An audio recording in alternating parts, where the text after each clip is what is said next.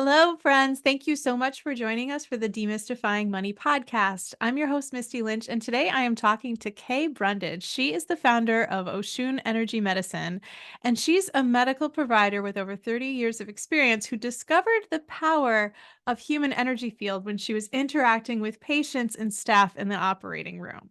Kaye, tell us, thank you for being here, and I am so interested to hear more about your business and what it was that you discovered when you were working with people in this realm. So please tell us a little bit more about you and how you got your start, and then we can kind of dive into the whole idea of the human energy field and what it can do for us, not only for our health and our well-being, but also for things like our finances and kind of figure out how this can all work together. Sure, sure. Well, I'm an anesthesiologist. I've had over 25 years experience in anesthesiology. So I've had the opportunity to see people at fairly critical times of their life. And the one thing that sounds really corny, but the one thing that I've noticed is that the people who had this quote unquote premonition that things are not going to do well, or I think I'm going to die during this. I mean, I noticed it when I was a resident. Those were the people who had problems during their surgery. And initially, I just kind of blew it off, but then I started looking and seeing, wow, there's a big correlation here. And even though I wasn't always the one to make the decision about whether or not the surgery would proceed, I got into the habit of pointing that out to a surgeon about his or her patient that, hey, they said this, so you might want to maybe talk to them. And I started thinking, so what can I do for these people who are undoubtedly fearful? And so I started asking them, is there anything that you're really upset about that we can talk about before you go to sleep? And a lot of people said, yeah, I'm really upset about this. And I'm like, okay, so let's do some breath work. And we're going to breathe in positive thoughts, positive energy, visualizing a positive outcome. And we're going to breathe out your stress. And I would do just a couple or three rounds of breath work. And then I would have them imagine what the most positive outcome of their surgery would be. So it really was a big focus to just put them in a good mindset before they went off to sleep. And for a lot of them, on the way to the OR, when we're pushing the cart into the OR, or as they're getting settled, I feel better about this than I have about any surgery. Thank you so much. And I really did start to get the feedback from recovery room nurses. They said, your patient X said that this was the easiest and the best anesthetic and surgery that they ever had. So that was my first indication that the thoughts that people had right before they went off to sleep, super, super powerful. So that's how it got started. It's so interesting because, both of us work in environments where people might be nervous, Mhm. on edge, afraid, maybe, uncomfortable and thinking the worst case scenario all of the time. And so the fact that you were focusing with people on what is the best outcome, how could this go well? Even as a my training when I was learning was find out their biggest fear, find out their worst case scenario, what keeps them up at night. And that's what you focus on. That is Yes. where you go. And I always hated it Hmm. because I would rather think about building wealth as what is the biggest, most exciting thing that you could imagine. And it was the opposite. And I'm sure that, in the medical field in healthcare, it's well, we want to let everyone know like this is what can happen. These are even the commercials you see on TV for all the Right. prescriptions or all the downsides, all of the bad things. And so it's really, I think, one of those things that, not I think with everything we do kind of extends that the way we think and feel about it can impact the outcomes. So I think that, it's really comforting to think that you were speaking to people about taking a deep breath and focusing on things before they, maybe were experiencing something. It might be one of the scariest things that's ever happened to them in their lives. Right. So, um, how is that different than maybe your peers or maybe most of the medical profession when it comes to focusing on mindset? Is it really something that's becoming more common, or is it really still not necessarily part of the big picture? It is not necessarily always part of the big picture. It's very interesting because I'm pretty upfront about the fact that I believe that this is an energetic world and we're Mhm. just little bits of energy kind of bopping around. And I get colleagues who say, I like it that you're so out there about what you believe, but I think that there are a lot of people who are definitely afraid because for many of them it falls into the quote unquote woo woo, and so a lot of people are not very comfortable with the fact that energy has such a prominent part in our life and medicine and is science. It's a science as well as an art, and so people are real concentrated on the factual, fact driven part of it and not so much about the energetic part of it. And I think that's a big minus. I think the energy is always been where it is, and I Mhm. think that's what's going to be in the future. I think that is something that we're going to see moving forward. Yeah, I completely agree. And I saw a tweet the other day that was from somebody who's in my industry, financial services, and it said something like, "Our financial advisors expected to be like life coaches light. Is this the way we're headed?" And there was such an aversion to the thought of coaching and life coaching, and as somebody who is a financial planner and a certified life coach, I was like, why is this so triggering for these other advisors to think about using things like mindset techniques or learning how, everybody's thoughts and feelings impact their decision making. um why is everyone so upset about this? It was just such an interesting thing for me to see, but it basically was saying this is what clients are looking for. They want Right. support, they want more guidance, they want more coaching that's a little bit different than what's traditionally out there. So I thought it was fascinating, but it's interesting to hear that you're seeing the same things in your industry, which is very much based in science, where mine is very much based in math. And it's interesting, but I love that. And I think being a little woo is totally fine. I know my listeners don't mind it, and I think it's really, really cool to think about how that affects your body and your health.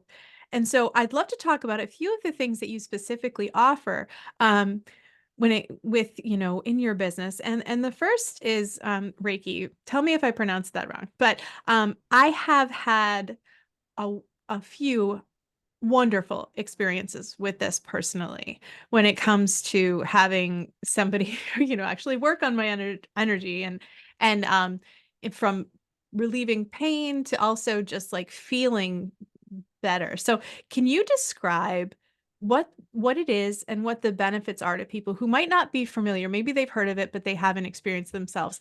What does this do for people, and how can it be helpful? Reiki is an energetic treatment. It's from a very, very old tradition that has its origin in Japanese culture as well as another some other cultures that are very similar. But basically, it's an energetic treatment whereby a Reiki practitioner directs the energy into a client to interact with the client's energy field, because all of us basically have energetic fields. People have energetic fields. The size of the energetic field can vary, and a Reiki energetic treatment is one of these things that is targeted to providing energy input to a client and having that energy interact with the client's input with intention. So the intention of the Reiki practitioner, it's much like a medical doctor in that you just don't want to harm anyone. You just want the energy to be used for the best and the highest good. And that's always how I start out with a Reiki treatment, with that intention that I want this energy to be used for my client for the best and the highest good. Um, it is interesting because, much like other energetic inputs, you don't have to be in the same room. Distance Reiki treatments can be just as effective as in-person treatments. I After I received my Reiki training, I would do energetic treatments on my friends, because that's how you learn. You do treatments on your friends. And so people would call and they're like, my back is killing me, my knees are killing me. Can you do a treatment? And I'm like, sure. And I would have a image of that person in my brain, and I would go through my process of accessing universal energy, because pretty much with Reiki, you're a big old straw. You're not just moving your energy, you're serving as a straw for universal and divine energy to interact with this person.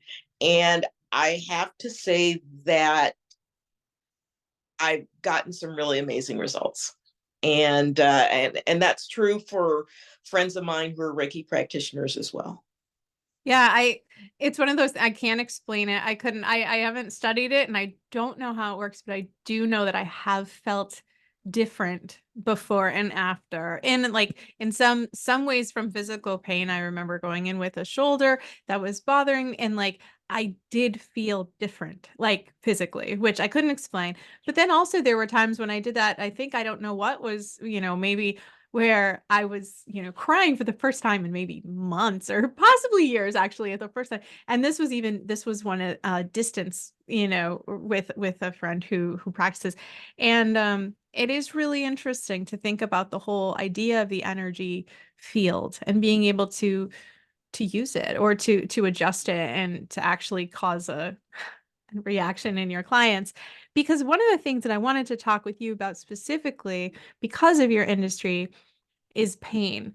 And this is something that has a big impact on finances. Pain management industry is a $70.1 billion industry in 2022, and it's expected to reach $108.9 billion in 2032. Pain is big business. It is big It is. business in this country. And I think that with the rise of chronic disease and an aging population and a favorable regulatory environment, we're only going to see more in the pain management space.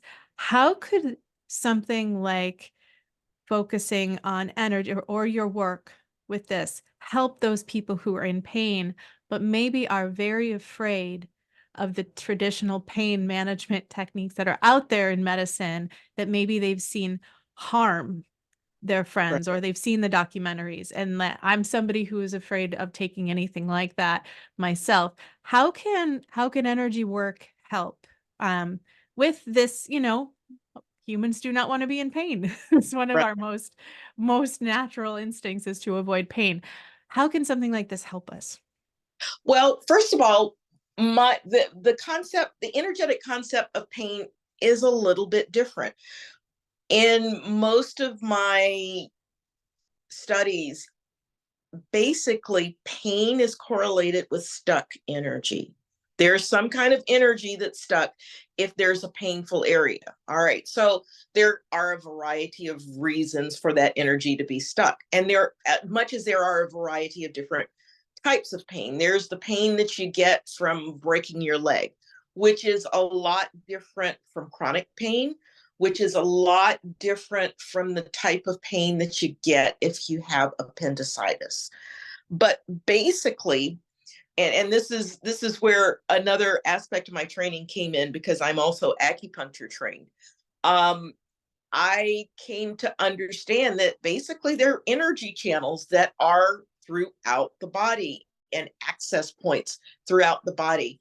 And the trick, and this is what I tell people who are having pain, the trick is to get the painful signals interrupted by some modality and reset. You can do that with acupuncture very effectively. You can do it with acupressure, which involves no needles. And you can do it with Reiki, which is also an energy intervention. But the fact that 3,000 years ago people figured out there were energy channels that they could access and affect pain in the body is just, it's just mind-boggling. And unfortunately, uh, a lot of the modalities that are more rooted in energy traditions such as Reiki and acupuncture are not exactly very profitable. That is frequently the problem that you run into. You run into insurance companies that will not pay for these interventions. There are scientific studies that have looked at the effectiveness of energetic interventions and found that they are effective, but they're just harder to market. I'm not saying that traditional medical pain modalities are worthless. I'm saying that the time has come where we need to integrate both the traditional medical and ancient energetic treatments such as Reiki and acupuncture, because I think that's where we get the best results. I don't think it's either one or the other. I think it's the synergy. And right now, unfortunately, there's a lot of emphasis on narcotics, and narcotics are weird medications. I think sometimes the side effects can be equal to or even outweigh the beneficial effects. So it's really a dance to figure out what type of painful input can be best treated with medication modalities as opposed to energetic modalities. I think it's definitely important not to, yeah, to ignore one over the, Right. and that's what I'm seeing too. Because I think back to even when I was trying to get pregnant and I wasn't having success, I did go to acupuncture. And then I don't, I can't necessarily say that was what changed things, but I do know that soon after I was pregnant. So it was interesting to see. To me, I was more comfortable exploring that path first Mm-hmm. before any other traditional, interventions as far as that's concerned. And it was something that was very helpful for me. And I would recommend it to anybody who is feeling it also with migraine headaches. Other things that I've gone to acupuncture for have helped tremendously. And I am not a person who likes needles. I am terrified of getting a shot, but it really was very different than what I anticipated when I first experienced it. It was much, much easier and very comfortable. And also recently, some listeners know I lost my father, and one of my friends was saying that that can be very helpful with trauma as well. Working, and so that was just interesting to me because when you talk about energy fields and things feeling stuck, I think there is something when people do experience a traumatic event, a loss, where we say we feel stuck and can't move on. So how can you, if somebody is maybe in that point where they're not quite sure, what's wrong or they're dealing with something that's been very hard, is there any ways that this kind of work maybe doesn't have to be for an acute treatment, but can it be something that's maybe incorporated into your lifestyle more as like the self-care that people are talking about wanting to do more of for themselves? Yes, it can. And I think the biggest way that I employ energetic input on a daily basis is with intention setting and breath work to pre-plan my day. I am a big proponent of getting out into nature early in the day and getting a little bit of exercise. That's actually what I did before I got on the podcast with you. Um, I take a walk, and the first part of the walk is about gratitude for my surroundings, gratitude for being able to get up early in the morning where it's quiet and take a walk and appreciate my surroundings and what's going on. And the second part of the walk is about setting the intention for how I want my day to be. How do I do that? I visualize, okay, this is going to happen. This is my event. This is how I want this event to play out. And so I am putting my energy out there into the world in a very positive way because I started with gratitude, which is huge towards opening up the doors to the universe, is just expressions of gratitude. And then I pre-play my day in terms of, this is how I want this to turn out. I have this event. This is the outcome that I'm going to visualize.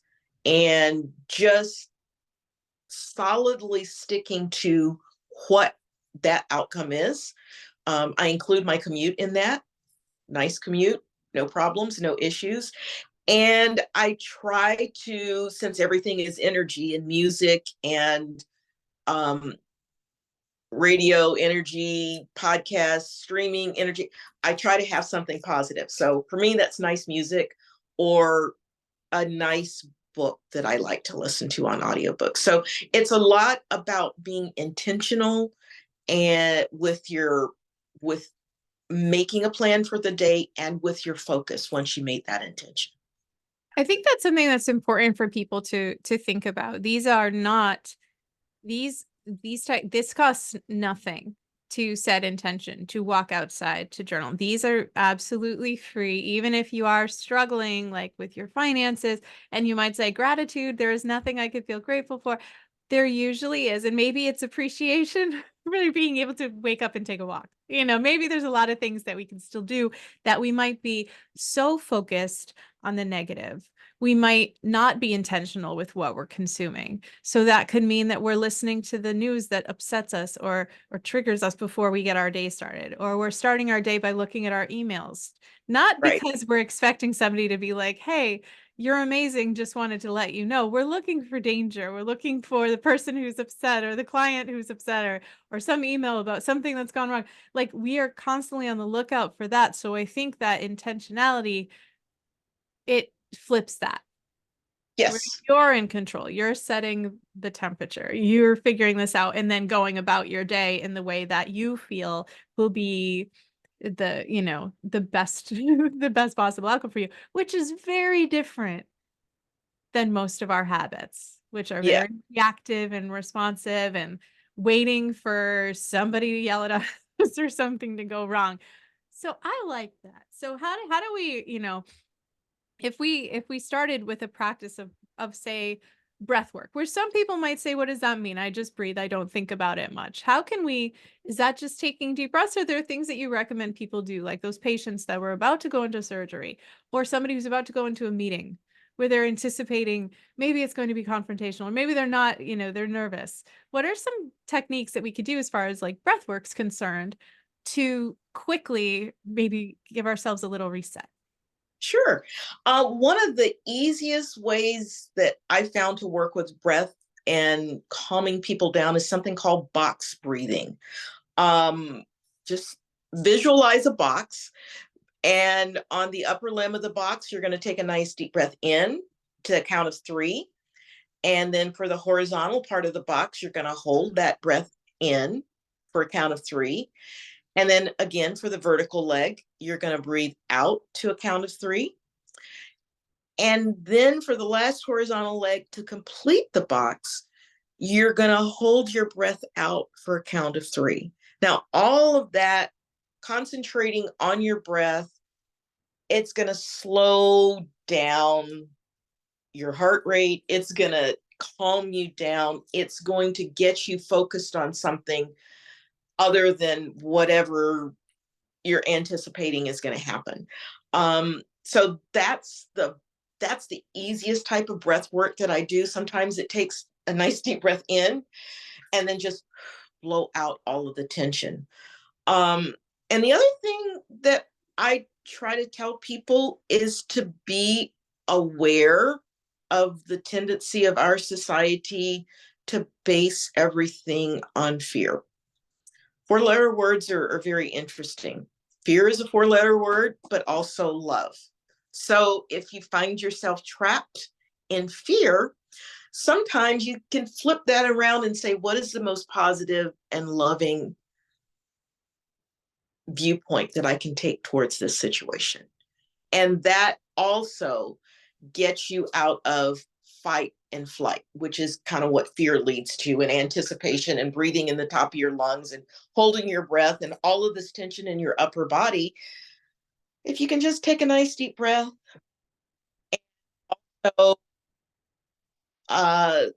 focus on your breath and slowing things down and think of the most loving outcome to whatever issue you have that faces you. It's a good tip. And I think that both of those, the box breathing and thinking of that, and this just makes me think of like that's something that you could teach your children. Yes, This is something that you could talk to with people who are younger. You could talk with people who anyone really can do this. And so I think that's a lot of times something that I feel like I need to do as a parent is sometimes stop, breathe, think of the most loving thing that I could do. Right. And yes, even in like a very stressful situation, something where I'm like upset or I can't, I can't believe something happened. And also I have seen times where my children who are 9 and 11 get extremely worked up. yes. And like my daughter will sometimes be like, if you can't tell it to stop crying, that doesn't work. It just makes them cry harder. And so like we've kind of tried to interrupt it with something like breathing and doing something like that technique to just to see if um you could just kind of reset where you are at to get control because it can be so stressful and frustrating. But these are things that they can hopefully learn and do in school or do it Yes, anywhere where you might not be. right. And I think the coolest thing that I've been seeing is that there are a lot of schools that are teaching kids meditation, Hmm. not to get yogis or meditators, but to get the kids more centered and focused to what they're doing. And uh, every every time I hear about the results of schools and programs where they're using meditation and breath work with kids, they've got amazingly positive results. Yeah, no, it is. And I think it's just it's so smart. I'm excited, when I go into my kids' school and I see, I saw a bulletin board once when they were in kindergarten that was a growth mindset and a fixed mindset. These were things I did not talk about in kindergarten. Yes. These were things that I learned when I was like much, much older. But I'm like, if Mm, you could actually go about your whole life understanding and recognizing when you are in a certain, mindset that you maybe would like to you know, challenge or you're thinking certain thoughts that you need to question. It's so interesting to see that being introduced earlier. And I feel like it's like I think it could be so helpful for the kids and the staff just to be able to use different techniques that aren't just punishment yeah. to get control of a classroom. So that's definitely something I found to be cool. Um, I wanted to ask you because this was something that we talked about. And I talk to people all the time too who maybe come to me needing to make big financial decisions or big decisions and they just don't know. And they've stopped being able to use their intuition or trust their gut. Or sometimes they've just gotten to the point where they feel like they can't do it anymore. And so I wanted to talk about, what do you recommend for people who want to improve their intuition, who want to be able to, maybe start, maybe they want to make a change in their life, but they feel stuck. They feel like they're not able to do so. How can some of the things like energy awareness and coaching help people be more self-reliant or be able to trust themselves? Because with energy, we're looking at what's already within all of us. And that's, I think, the beauty of it. I mean, you get coaching about tuning out and tuning in. And when I say tuning in, it's tuning into what is within you. I think one of the dangers, as well as one of the wonders of our world, is how connected we are to everything and how easy it is to get information, but also how easy it is to get incorrect or misleading information. And what I tell people is when you're looking to connect with yourself and your intuition, the best thing you can do is disconnect from everything else. And that means go 5-10 minutes without the internet or social media or the news. And that's why I put the emphasis on getting outside, because if I'm inside, yeah, I'm looking at my house. It's like, oh gosh, I got to do this, got to do that. But if I can just get outside and take a walk and be in absolute quiet, we're talking no earbuds, nothing else, then you start to hear your thoughts. And then you go, oh, I'm thinking. Let me just maybe count my breaths as I'm walking and count my steps. And that is the biggest way that I can find to start to get to that journey within. To listen to your body. Your body gives you all kinds of wonderful messages when there's trouble ahead. When you see a dog and you don't know if the dog is friendly or not, sometimes you just listen to your body. It's like, yeah, this one's all right. Or this one takes a little more caution. Maybe you can walk across the street. But it does take quieting yourself and quieting your environment, because it's really hard to hear anything clearly in a noisy environment.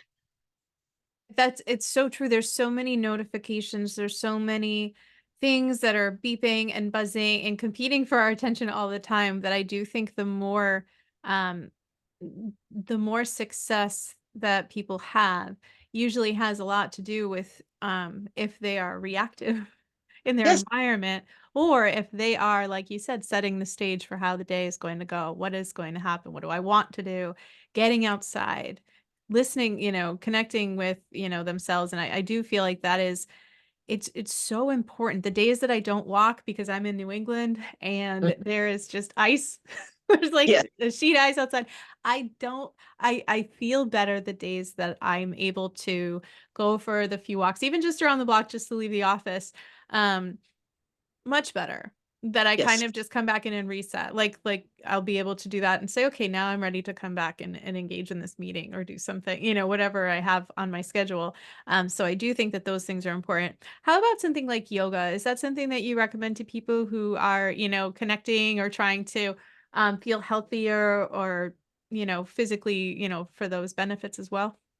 Yes, it's interesting you say that. That was the start of kind of my journey within. I started with a pretty vigorous yoga practice and then started exploring not just the asanas or the postures. I started exploring all of the eight limbs of yoga, which include meditation, and actually took yoga teacher training. And really, that practice in one form or another has stayed with me pretty much for over, thinking in time frame, yeah, over 20 years easily. Over 20 years. And it was the source of my yoga practice, was a source of a lot of peace. At the time, my medical practice was the source of a lot of stress and anxiety, and yoga really kind of opened the doors for me to find out a little bit more about myself and to be able to generate that peace within, no matter what was going on outside. And it also enabled me to step back and make some choices that were not necessarily the choices that the majority of people in my profession were making, but I felt confident because I knew that the choices were right for me. So that was a lot of intuition, breath work, the asana work. Let me have an easier way to go within and feel calm and settled as I was doing my inner work. And then that led me to look at, okay, what's working, what's not working. Let's maybe do something different. But yeah, yoga is the best. Is it? Yeah. No, that's interesting. I think it's something that I feel like I know some people that, practice and that it just becomes a part of their life and everything, I'm curious too, based on your expertise, when I think about the things that my clients feel like they're spending the most money on lately, it has been lately it's been food, dining out, convenience, and things like that. What would you say when it comes to nutrition, is important for people to think about when it comes to their overall health, even their energy? Um, is there a connection there that that you think when it comes to how people are actually nourishing their bodies?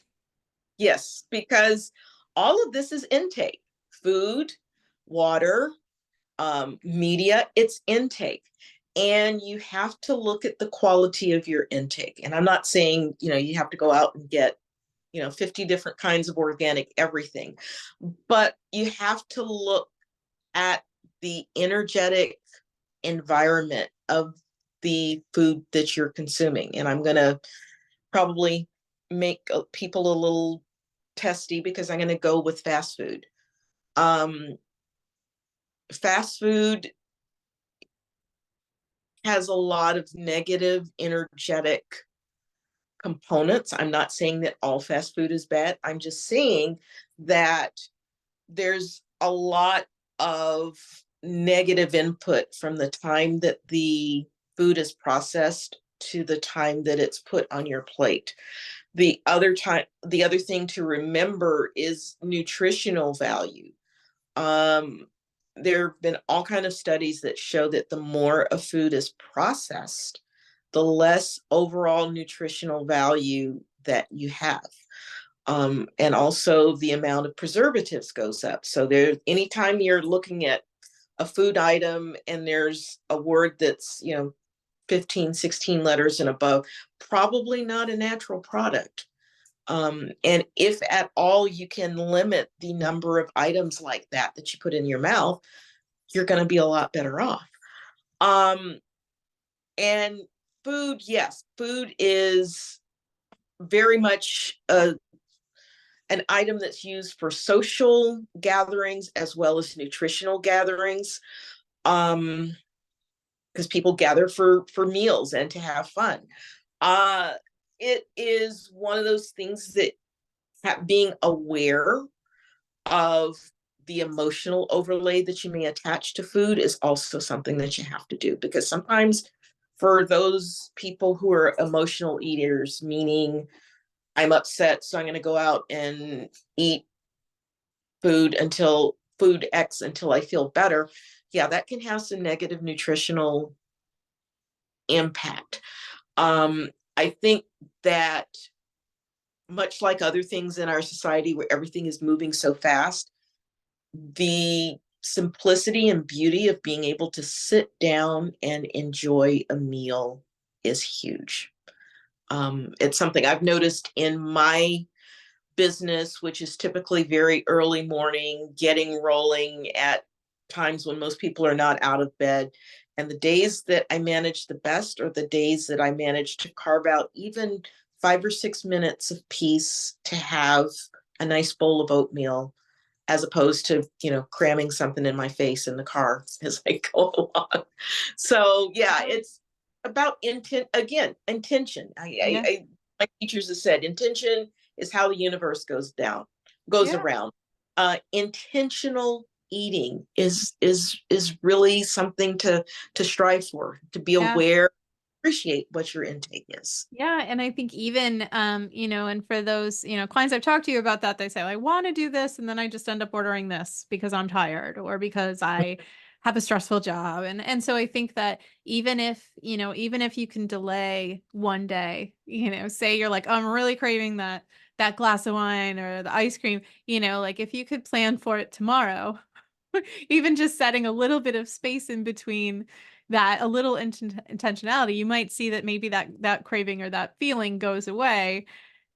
And it wasn't necessarily that you needed the food to do it. So it's interesting though. It does seem to all kind of come back to, intake and being intentional about like what is coming in from any source. So another thing I wanted to talk about, and this is something that I talked to somebody who was like, she was a photographer, and she said that she works with, high vibe entrepreneurs. And so it's just vibes and being a high vibrational or a low vibrational person. It's something that I've kind of heard a little bit more lately. And I'm just curious from your perspective, because of the energy fields, like what, if somebody maybe feels like nothing good ever happens to them, and they're kind of in that, feeling that way, how much does, vibration impact that, when, in a positive or a negative way, and how can we start to maybe adjust that if we don't like our current outlook? Okay. Vibration is huge. And the thing that that I tell people is that the universe is very giving, and the universe will give you exactly what you're asking for. Um, universe doesn't understand, oh, I don't want this to happen. I don't want this to happen. I don't. The universe doesn't hear the don't. They just hear what you're angsting about, and they give you more of that. You know, so what I tell people, especially people who feel that things are just not happening the way that they would choose for them to happen, is to get one thought. We're not trying to get you all the way up to the best possible day. We're going to get you to one step above where you are, which is the next 10 minutes are going to be the best 10 minutes that I can imagine. And this is what I'm going to imagine. And just go for 5 or 10 minutes. And then slowly, gradually increase your expectations. It's very hard to go from 0 to 100. It's a lot easier to go from 0 to 2 or 3, and then from 3 to 6, and then incrementally increase your expectations and increase your vibration. So it is hard to go from high vibration, positive energy 100% of the time. Little steps at a time is how it's done. I think that's really smart because I talk to some people that feel like they're so behind. They should have done this years ago. They're very upset with themselves. And so they feel like if they can't, have $100,000 or $1 million in the bank tomorrow, there's no point. And so I think that is where those little steps can come in, because I think like your brain won't believe it if you're like, I am a millionaire. If it's not true, they're looking, your brain's looking for proof. But if you could say like, well, I have enough money to get through the day, or I have enough today to support my needs, or, or even just to say like that you appreciate that you have what you have today. I mean, it's a step above. Yes. I hate this. I Right. hate where I'm at right now. And that all or none thinking really holds us back from even Yes. trying. Just feeling like, well, if I don't weigh my goal weight or what I weighed in college, then what's the point? Where everybody who's made any success at all has had that first, dollar that they saved, or, maybe they ate that first good healthy meal that put them on the right path, because we always look at the end or somebody else's end and think, oh, I should be there. And it's too that because I'm not, then it's not worth it. But I think it's such a good point to just kind of maybe maybe the next 10 minutes will be the best part of the day. And maybe that means that you went for a walk, or and then you can just go execute it. And then your brain gets that proof like, oh, okay, what you Right. say kind of makes sense. It happens. So, um, And it's a little backwards sometimes to how we are trained to think. You have to offer the positive emotion and the intention before you see the results. We are very a results oriented society, and we want to see the proof and then we believe. You actually have to believe first that the positivity that it's possible, and then you see the manifestation of that. it does seem to be backwards sometimes, but it Yeah. is true that if you can't you can't get the proof unless you believe that it's possible that things could happen. So, um, it's been super interesting talking with you today. I wanted to mention another part of your about your career. You're also an author. Can you tell us about the books that you write and how maybe writing has become a part of your process in the day? Because I know for some people who are writing is very therapeutic or calming or just a part of something that they're naturally able to do. Tell me about your writing.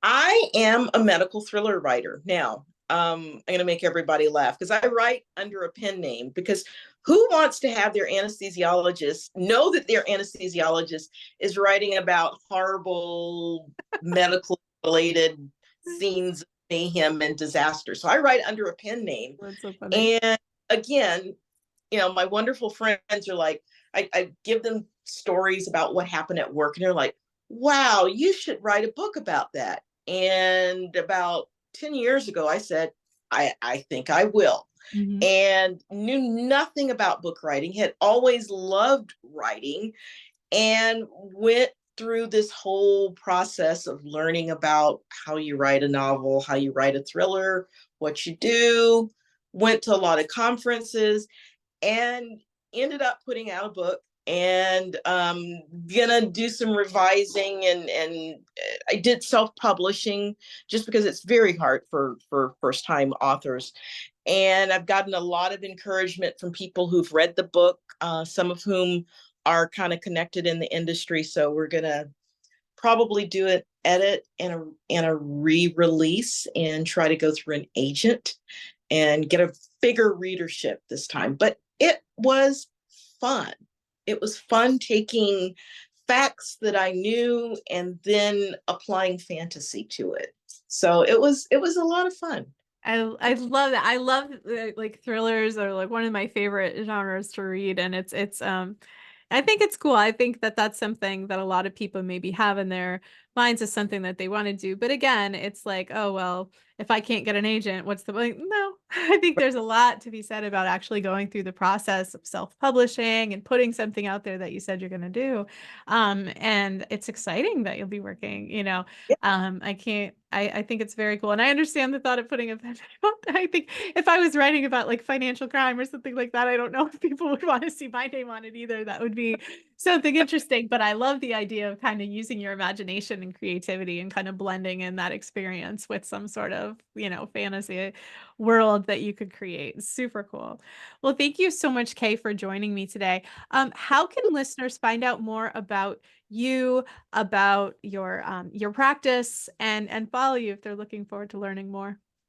I am on all social. I'm on social media. I'm on Facebook, Instagram, as well as LinkedIn. Again, my business is Oshun Energy Medicine, and website is www.oshunenergymedicine.com. We're kind of revamping the website Mhm. within the next couple of weeks or so, but basically what I like to do is help busy working women get through the perioperative period. Mhm. So my coaching is centered on that because I've seen way too many women who come into a surgery and they've taken care of everyone else and they get into the operating room and they fall apart because they've been taking care of everyone except them. So I really feel called to really kind of focus on busy working women because they're the people that are holding the glue to this country, holding it all Yeah. together. I So think that's it's wonderful. It's interesting that you say that because I think a lot of us can picture that being like making sure everyone's okay, that this is going to happen while I'm having surgery. This is here, this is there, and no one is actually looking out for them. So I love that that's what you do. And definitely we will add all of those links to the show notes. Thank you so much for joining me today. And absolutely. thank you everyone for listening. I hope you learned something about this and maybe we'll use some of these techniques to improve your own life. Thank you so much, and we'll talk again next week.